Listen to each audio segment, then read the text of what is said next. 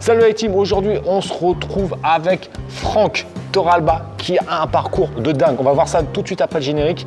On va voir son parcours et il va nous donner des tips pour augmenter ses taux de conversion grâce à des super photos dans l'e-commerce. Donc il faut rester juste après le générique. Let's go!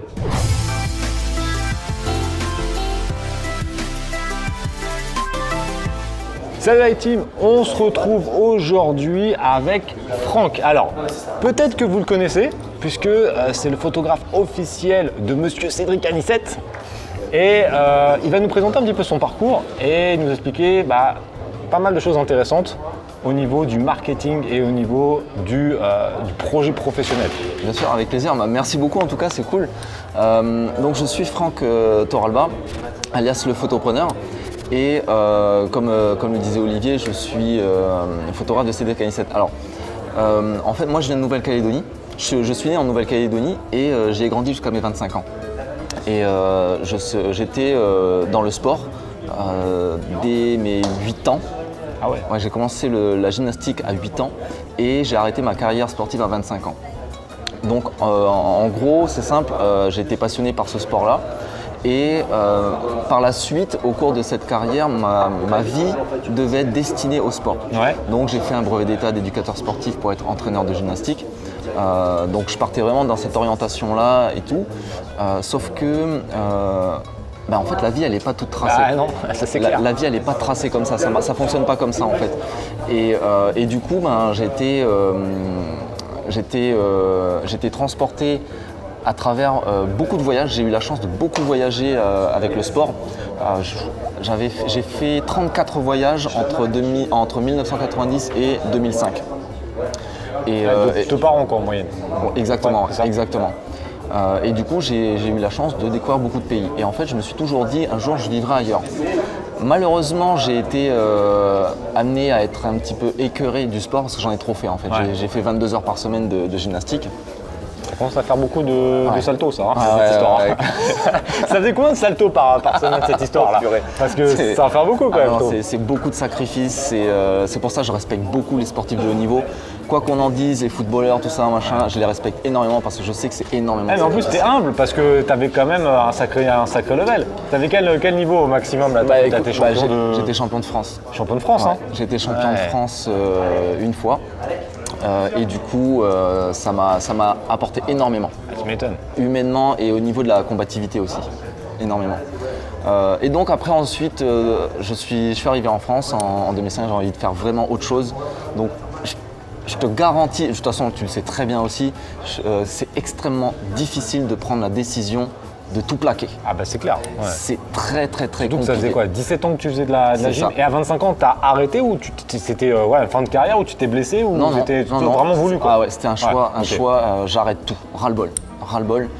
Et du coup, j'étais livreur pour UPS. Ah ouais? Ouais, j'ai été livreur pour UPS là-bas en Nouvelle-Calédonie. En fait, c'était cette phase de transition en fait. J'ai tout arrêté d'un coup, donc il fallait que je reparte à zéro. Et du coup, au bout d'un an, j'ai fait le choix de venir m'installer. Donc j'ai suivi ma petite amie qui venait faire ses études. D'accord. Et du donc coup, 2006 du coup, c'est ça? Exactement. Ok. Et du coup, je me suis dit, vas-y, je te suis. Donc encore une nouvelle fois, tout plaqué. Et là, c'est encore plus difficile parce qu'il ne s'agit pas que de ton activité, mais aussi de ton entourage familial. Ouais. Surtout que les amis. C'est pas Belgique, tu vois. Ah non, c'est 22 000 km. 22 000 km. Alors beaucoup me disent ouais mais qu'est-ce que t'es venu faire à Paris quoi? Nouvelle-Calédonie et plage, soleil. Ouais c'est cool, c'est bien, mais quand t'as vécu toute ta vie à un endroit, t'as envie de voir autre chose. Ouais. Donc voilà, donc du coup repartir encore une fois sur une nouvelle vie, donc tout plaquer encore une fois, recommencer. Et je suis arrivé en France en 2006 et j'ai eu beaucoup de chance. J'ai trouvé tout de suite un travail à Decathlon. Ah ouais? En tant que vendeur fitness. C'est vrai que qu'en tour de bras on est pas mal, on est quoi sur du 27-28 cm à cette histoire? Je sais même pas. Mais en tout cas voilà, donc Decathlon pendant 6 années. Ça a été vraiment une roue de secours parce qu'en arrivant en France, je savais pas du tout quoi faire. Donc ça nous emmène à 2012-2013 cette histoire. Exactement, exactement. En 2012, je quitte Paris pour me mettre à mon compte et suivre ma femme à Lille pour qu'elle continue ses études. Donc on monte dans le nord et je me mets vraiment à mon compte à ce moment-là en tant que photographe. D'accord. Donc moi j'avais découvert la photo en 2007-2008. Ok. Donc c'était vraiment en tant qu'amateur. Passion quoi un peu. Voilà, Ouais. ouais, exactement, passion. Sur du nu surtout, c'est une érotique, c'est ça. T'as commencé comme ça. Non, là, tu peux le dire, tu peux le dire. s'il te plaît, ne le dis pas. Non, c'était les animaux, la nature, Les la oiseaux. nature, les oiseaux. Les oiseaux, c'est les oiseaux. Et donc voilà, donc moi voilà, 2008, quelque chose comme ça, je découvre la photo, mais j'avais jamais touché un appareil photo avant, hein. Je connaissais pas du tout. Et t'as appris tout seul, du coup? Exactement. Alors non, j'ai eu un ami en fait qui m'a pas mal aidé parce que qui était en école d'art. On s'est rencontrés par hasard et tout, et en fait il faisait tout le temps de la photo pendant les soirées. Ouais. Et à chaque fois il me montrait le résultat, je me suis dit waouh, c'est impressionnant ce qu'on peut faire avec un appareil photo. Et je me suis mis petit à petit comme ça dans la photo. Et du coup ouais, j'ai appris tout seul.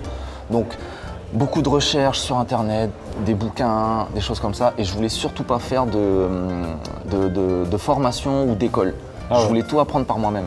Et c'est pourquoi? Je sais pas, j'avais pas envie de mettre d'argent dedans. Ah, c'était vraiment plutôt financièrement. Exactement, C'était je pas voulais une question de. exactement. Ok. Donc, D'accord.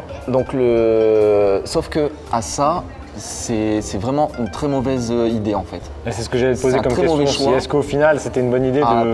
pas du tout. C'est un très mauvais choix parce qu'en fait on perd du temps. Ouais. On perd énormément de temps, alors que quand on a quelqu'un pour nous orienter, et c'est d'ailleurs à ce moment-là quand j'avais mon pote là, qui m'expliquait un petit peu la photo, c'est là où j'ai fait le plus de progression Ouais, en bah. un minimum de temps en fait. Et tout le reste j'ai fait par moi-même et tout, j'ai perdu un temps phénoménal.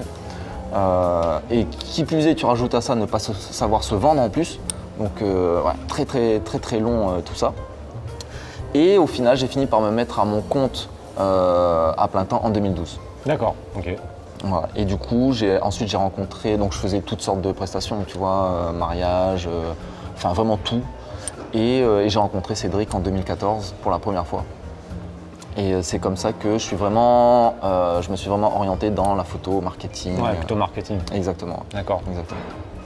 Donc voilà un petit peu l'histoire, un petit peu en bref. Déjà, on peut voir que c'est pas une ligne droite, hein, parce qu'à la base, de passer de gymnaste, après partir. Et après, en plus, t'es parti à Lyon, un peu plus tard. Ah oui, là maintenant je suis à Lyon maintenant. Ça fait C'est-à-dire un an. qu'il a fait Paris, Lille, Lyon, et avec un parcours qui est vraiment pas linéaire. Et ça qui est vachement intéressant. Et du coup, maintenant, en plus de ça, donc là, tu as l'activité depuis 4-5 ans en photo, mais tu as diversifié aussi maintenant Oui, tout à fait, tes, ouais. tes différents business. Tout à fait. Bah, tu sais, ce dicton là qui dit on est la moyenne des 5 personnes Ah, bien sûr. qu'on côtoie le plus. Donc évidemment, Cédric, c'est une des personnes que je côtoie aussi le plus. Bah, forcément, ça t'amène à d'autres idées, à d'autres ouvertures. Et du coup, bah, j'investis aussi dans l'immobilier depuis 2 ans. Là, je viens de faire une acquisition il y a 2 mois de ça. C'est mon 3e bien en colocation. Donc voilà, cash flow, 400 € par appartement, j'en ai 3. On construit. déjà. Ouais, on construit. Ouais. On construit.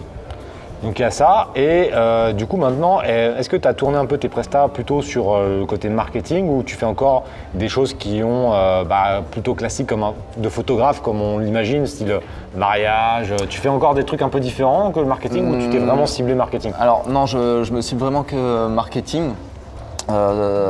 Tout ce qui va être prestation, tu vois, voilà, comme tu disais, mariage, ce genre de choses, je vais en faire encore, mais uniquement par recommandation. Tu vois, Ouais. je vais pas faire de salon du mariage, enfin Ouais. ça j'en fais plus.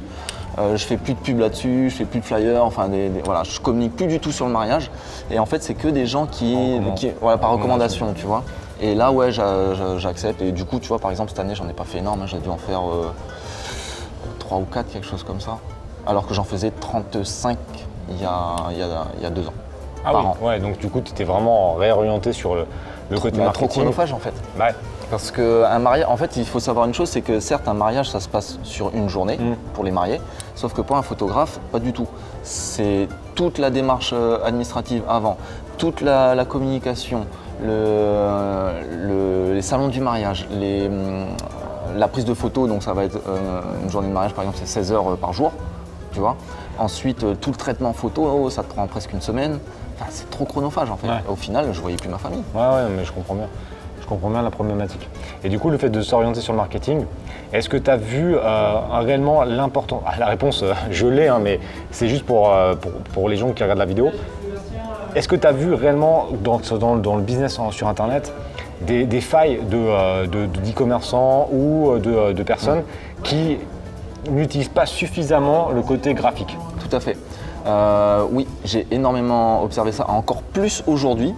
En fait, c'est exactement ce que j'expliquais tout à l'heure, je ne sais plus à qui, et je disais, pour moi maintenant, tout ce qui est sur Internet, infoprenariat et tout ça, ça se professionnalise énormément. Ouais.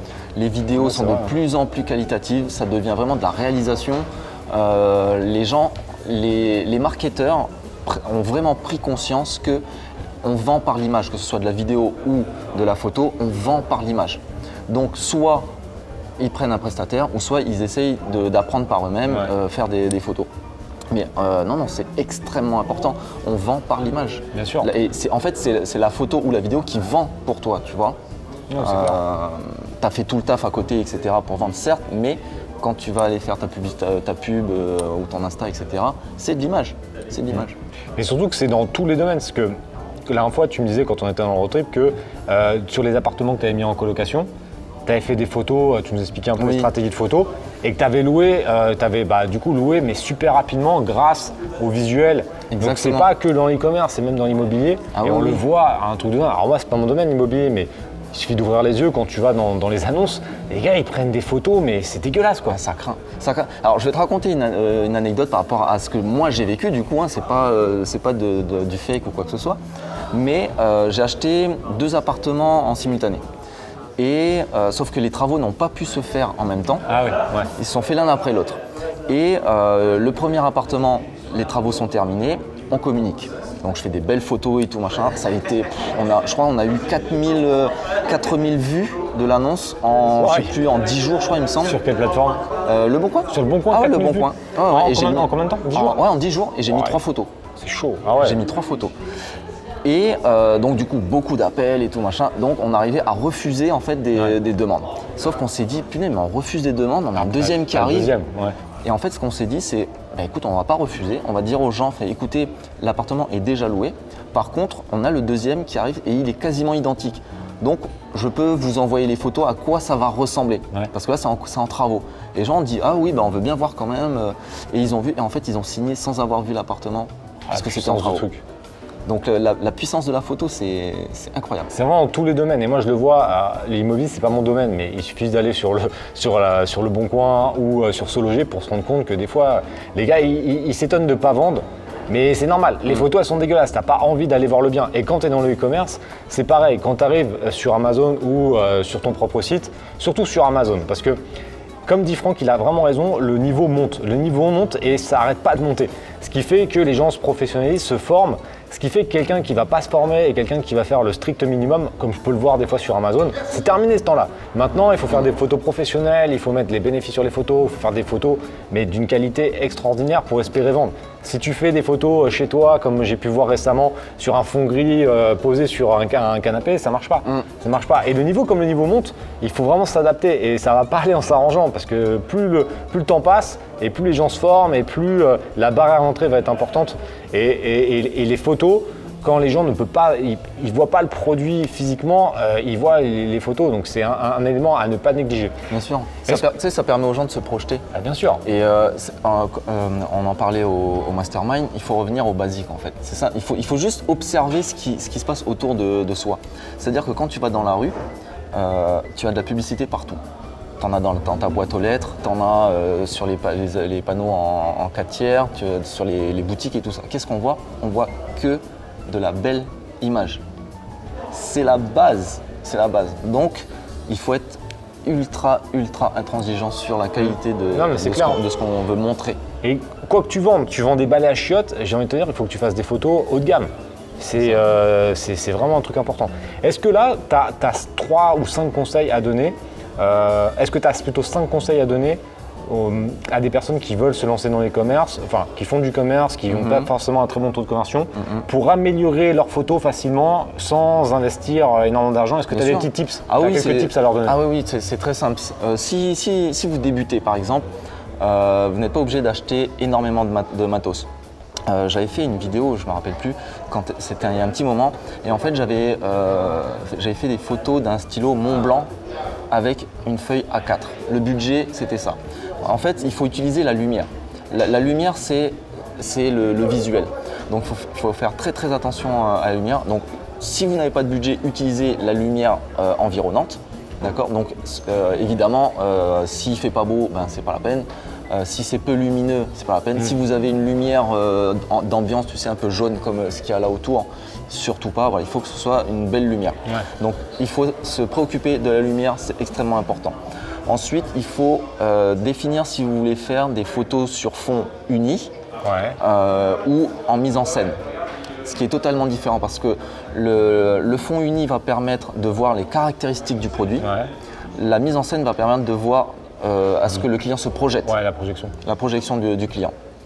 Tu vas avoir ça. Ensuite, surtout pas de photos floues. Surtout pas, ne soyez pas négligent avec ça. Qu'est-ce que je pourrais te dire d'autre Au niveau de la prise de vue, sur un produit vraiment pour le e-commerce, est-ce que tu as eu quelques retours comme ça de clients ou de personnes sur Internet en termes de prise de vue? Parce que ça, c'est un élément qu'on me pose souvent comme question. Ouais. C'est voilà, qu'est-ce qu'on peut faire? Est-ce que il vaut mieux faire certaines prises de vue vraiment plutôt dans les caractéristiques ou plutôt des mises en scène? Ça, tu peux même utiliser l'exemple de l'immobilier. Il me semble que toi, quand tu as fait les photos, tu as vu vraiment de la mise en scène, comme si les gens habitaient déjà dedans, c'est ça? Exactement, c'est ça. J'avais fait, par exemple, sur la table, j'avais mis tasse à café, un jus, une plante. Sur la partie de l'entrée, j'avais mis des manteaux, un sac pour que les gens puissent se projeter en disant « Ah ben je rentre dans l'appartement, je peux poser mes affaires directement là, ici. » Salut. Et donc par rapport au e-commerce, ce que je peux préconiser en prise de vue, c'est d'essayer de zoomer le plus possible sur l'objet. Donc pas pour que ça prenne le plus de place sur l'image, c'est pas du tout ça, c'est pour que ça ne déforme pas au niveau des perspectives. Plus on est au grand angle, donc dézoomé, en se rapprochant de l'objet, en fait ça va déformer l'objet. Ça va lui créer des fausses perspectives. Ah, d'accord, alors que si on recule et qu'on zoome dessus, en laissant toujours le même autant d'espace autour du sujet, ça va permettre justement à ce que les formes, le gabarit de l'objet garde sa nature. D'accord. Ah, c'est bon à savoir. Oui, c'est des petits tips comme ça et c'est vraiment, je le répète, mais c'est vraiment super important les images. Il ne faut pas s'étonner, une fois j'ai fait un coaching, je vais faire une petite anecdote aussi, j'ai fait un coaching comme ça avec une membre, elle va se reconnaître, et elle s'étonnait de ne pas vendre. Et quand je suis tombé sur son annonce, je dis mais on peut attendre 40 ans, on ne vendra jamais. Le produit, limite, elle est posée sur une table, sur un fond gris, c'était dégueulasse. Et on a dû retravailler toutes les photos, on a refait des montages, etc. N'ayez pas peur, moi ça c'est mon petit conseil. Sur certaines plateformes, dont Amazon, la première photo doit être sur fond blanc.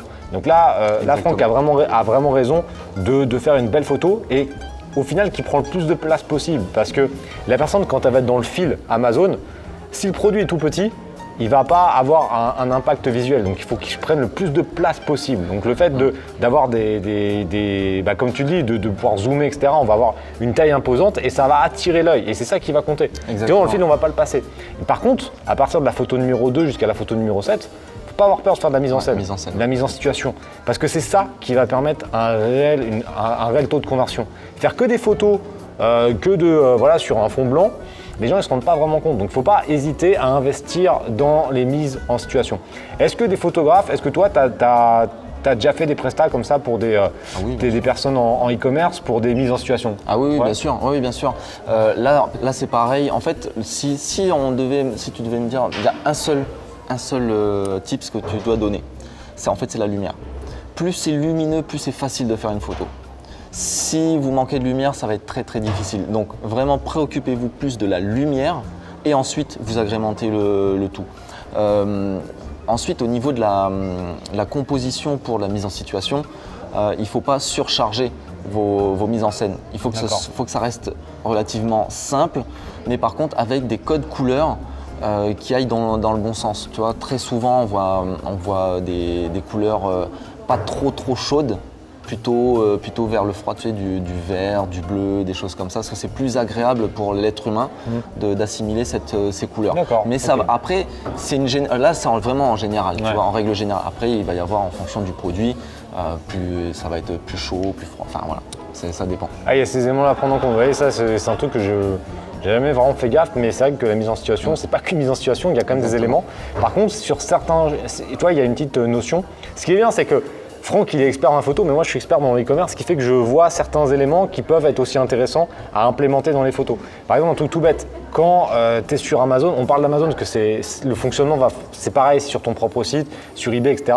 Mais là, tu es en concurrence frontale avec les autres, ce qui fait que sur ta photo, si tu as un point qui est un petit peu chaud, bah, ça va tirer l'œil dans le fil, tu vois, d'actualité. Exactement. Et ça peut être des petits tips qui peuvent être intéressants si ton produit il est noir. Si tu mets par exemple un truc de mise en situation orange ou rouge, bah, dans le fil, alors oui et non, parce que sur Amazon ça va être sur un fond blanc, mais dans certains sites ou même sur Google Images, quand ton produit va sortir, ça va attirer l'œil. Et c'est des petits éléments de différenciation qui font que ça fonctionne dans tous les business, que ce soit dans l'immobilier, dans l'e-commerce. Exactement. Toujours la différenciation. Et toi, on parle de différenciation, mais tu as également, alors c'est ça qui est fou, c'est qu'en vue de Franck, il a expliqué son parcours, mais en plus maintenant, il s'est lancé dans la partie formation en ligne également. C'est ça, exactement. Et c'est ça qui est vraiment un truc de dingue. Comme quoi, il faut savoir se différencier des photographes parce que moi, je connais pas d'autres photographes qui sont dans ta thématique comme ça. Alors si, oui, si, il y en a quand même. Ouais, il y en a bien sûr. Ah, je savais pas. Si, il y en a qui sont très très très bons d'ailleurs. En tout cas, d'un point de vue marketing, ils sont excellents. Mais effectivement, après, tu le sais toi-même, s'il y a de la concurrence, c'est qu'il y a le marché. Bien sûr. Le marché est là, la demande est là, donc tant mieux. Après, je fais très attention quand même parce que je veux pas non plus trop m'éparpiller, tu vois. Ouais, ça c'est parce que être partout, c'est être nulle part, tu vois. Donc du coup, moi personnellement, je me focus vraiment sur l'immobilier parce que ça va être mon premier levier qui va me permettre d'être beaucoup plus libre financièrement. Et ensuite, ça rentre vraiment dans la formation, la vente de formation photo. Ceci dit, je commence maintenant, tu vois, en créant ma chaîne YouTube, Instagram et tout ça, je commence maintenant à l'alimenter pour qu'il y ait un espèce de roulement. Ouais. Pour que ensuite j'optimise vraiment là-dessus. Mais pour l'instant, c'est vraiment immobilier. Ensuite, après, bon, toujours la pratique de la photo parce que j'aime ça, faire des prestations, tout ça. Ne serait-ce que pour les masterminds, les road trips et tout ça. Voilà, j'apprends énormément. J'ai jamais autant appris d'ailleurs que ces 4 dernières années là. Mais voilà, il y a plein de choses à faire, il y a énormément de choses à faire. Donc du coup, comment tu structures un peu l'avenir? Comment tu te vois dans un an? Qu'est-ce que tu as envie de faire dans un an, dans 5 ans par exemple? Là, tu vois, là, je me suis donné comme objectif, c'est avant décembre, il faut que je trouve un immeuble de rapport. Ok. J'aurais voulu, ah oui, parce que j'ai encore autre chose. En fait, j'aurais voulu avoir 2 ou 3 apparts dans cet immeuble et un local commercial. Et en fait, dans ce local commercial, je voudrais implanter mes nœuds papes. Parce que tu sais, j'ai un site de e-commerce de nœuds papillons. Je sais pas ça. Ah, tu savais pas? Non, je savais pas. La petite touche -nœudspapillons.com. On mettra les liens. De toute façon, dans la description, il y a la chaîne de Franck. Donc je t'invite à aller t'abonner sur la chaîne de Franck. Je mettrai le lien de son site internet. Donc tu iras voir les photos qu'il fait. Tu iras voir son site. J'espère que ces photos, elles sont pas. J'espère que les photos sont bien. Sinon, tu vas te faire défoncer. Parce que les photos sont pas bien, vous le défoncez. T'as intérêt à avoir assuré. C'est toi qui as fait les photos, j'espère. Ah, tout. Tu sais, le gars, il dit non, j'ai pas photographe. Non, on sait jamais, tu vois, des fois, t'as des gars. Je délègue. Les cordonniers sont les moins bien chaussés, tu sais, c'est comment ça se passe. Je mettrai tout dans la description, donc tu pourras aller voir. Et je t'invite vraiment à aller voir ça, parce que c'est vraiment intéressant. Donc du coup, ouais, il y a ça. Et en fait, si tu veux, l'idée, donc ça c'est vraiment mon objectif, au moins un immeuble de rapport. Et comme je te disais, pour pouvoir mettre ma boutique physique de nœuds papes. Et en fait, ce que je voudrais faire dans cette boutique, c'est une colocation avec un autre gars qui vendrait un produit qui s'apparenterait un petit peu. Tu vois, je sais pas, des chapeaux, des chaussures, quelque chose comme ça. Cravate. Comme ça, non, non, je peux faire des cravates. Mais du coup, tu vas faire une espèce de coloc et puis comme ça, moi ça limite mes frais, tu vois. Ouais, c'est pas con parce que c'est vrai que des nœuds papes, je sais pas si tu as besoin d'énormément de surface, c'est des petits produits quand même. Donc, exactement. Alors je connais le leader du marché, enfin pas personnellement, je le connais pas, mais je connais la marque et qui sont très très très très bons. Ils gagnent beaucoup d'argent avec le nœud papillon, tu vois. Et ça, c'est un truc. C'est marrant ça. Ça pas cru, tu vois. Ouais, ça marche énormément.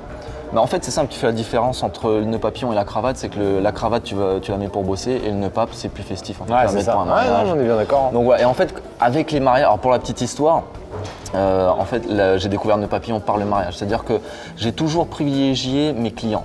D'accord. Et je voulais que mes clients soient satisfaits de A à Z, qu'ils n'aient rien à me reprocher. Et du coup, je me disais, plutôt que de faire le photographe lambda, un peu bedonnant, qui s'habille pas bien, machin, je voulais vraiment être habillé pour l'événement. Déjà par respect pour les clients, donc j'étais en costume, nœud pape, tout ça. et aussi d'un point de vue stratégique pour me fondre un peu dans la masse pour que les gens fassent moins attention à moi en tant que photographe. Comme ça, ils sont plus naturels. Et au final, j'ai mis un nœud pape et puis j'ai eu beaucoup de compliments parce que je l'avais fait moi-même. Et je fais trop de choses moi-même, c'est pas bien ça. Bref, et du coup, j'ai eu beaucoup de compliments sur ces nœuds papes. Et du coup, je dis, je vais les vendre. Donc c'est toi qui les fabriques et tu les vends? Alors je les fabrique plus, mais au début, ouais, je les fabriquais. Ouais. J'ai demandé à ma belle-mère, tu peux me montrer comment elle marche ta machine à coudre?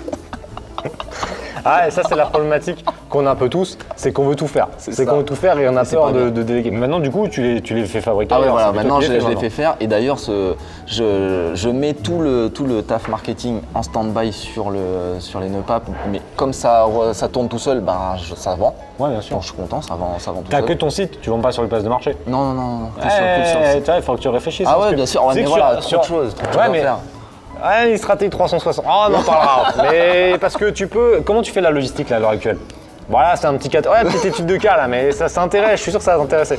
Logistique, c'est simple. De toute façon, j'en vends pas suffisamment pour être débordé à ce niveau-là, mais j'en vends quand même. Mais du coup, je reçois une commande, je le mets en paquet. Donc c'est toi qui le fais? Ouais. Ok, tu sais que juste un truc tout bête, en utilisant par exemple la logistique d'Amazon, tu vendrais sur Amazon et tu pourrais. Tu vends sur quoi? C'est WordPress, PrestaShop? Non, c'est Shopify. Sur Shopify? Ouais. Mais c'est pareil, tu as des plugins qui te permettent de synchroniser le stock Amazon avec Shopify, ce qui fait que tout ça sera automatisé. Effectivement, on m'en avait parlé. Donc tu peux vendre sur les 5 plateformes européennes plus ton site et tu n'auras plus la logistique à gérer. Et donc au lieu de toucher, parce que là tu dois. Bon là on part sur un autre domaine, mais c'est intéressant parce que vous voyez, le gars il est photographe à la base, il fait de l'immobilier, mais il fait aussi du e-commerce. Et ça, il y a beaucoup de membres qui vont tendre vers ça dans quelques mois au fur et à mesure du temps. Il y en a qui commencent par l'e-commerce, ils font l'immobilier, mais il y en a qui font l'immobilier et après ils font du e-commerce. Mais tu as plein de petits éléments comme ça pour gagner du temps. Ouais, parce que ça, dans le e-commerce, gérer la logistique, c'est bien au début, mais au bout d'un moment, si tu veux commencer à grossir, c'est plus possible. Ouais, bien sûr. Chaque chose en son temps. Mais regarde, mets ça dans ta tête et dis-toi que c'est possible. C'est ça qui importe. Ouais, tout à fait. Ouais. Mais là, pour conclure la vidéo, c'est vraiment intéressant.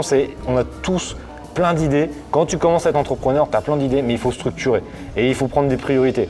Tu vois, là, Franck, tu as raison de te dire, là, il faut que je me structure l'immobilier. Une fois que l'immobilier, ça tourne, on peut passer sur autre chose, etc.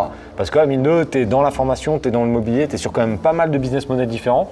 Mais faire les 4 d'un coup, c'est chaud quoi. C'est pas possible. Donc bien structurer. Il ne faut pas se disperser. C'est bien d'avoir plein d'objectifs, plein d'ambitions, plein d'idées et tout.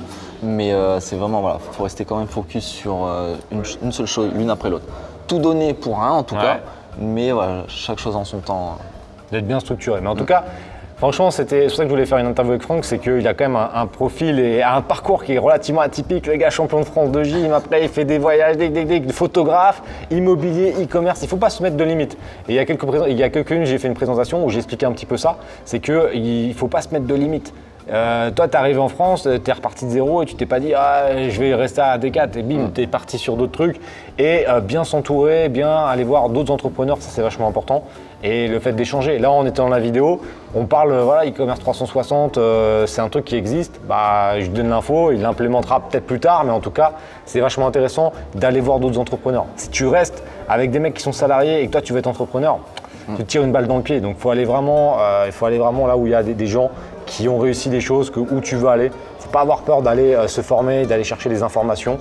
Et en tout cas, merci Franck Je t'en prie, pour cette vidéo. Donc, on résume. Si tu veux t'abonner, et je te conseille de t'abonner à la chaîne de Franck directement dans la description, tu as son petit site qui ne nous avait pas dit de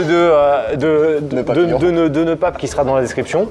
Et on se retrouve prochainement pour de nouveaux événements. Donc voilà quoi, franchement merci beaucoup, ça me fait chaudement plaisir. Ça fait plaisir. En tout cas, pense également à t'abonner à la chaîne YouTube.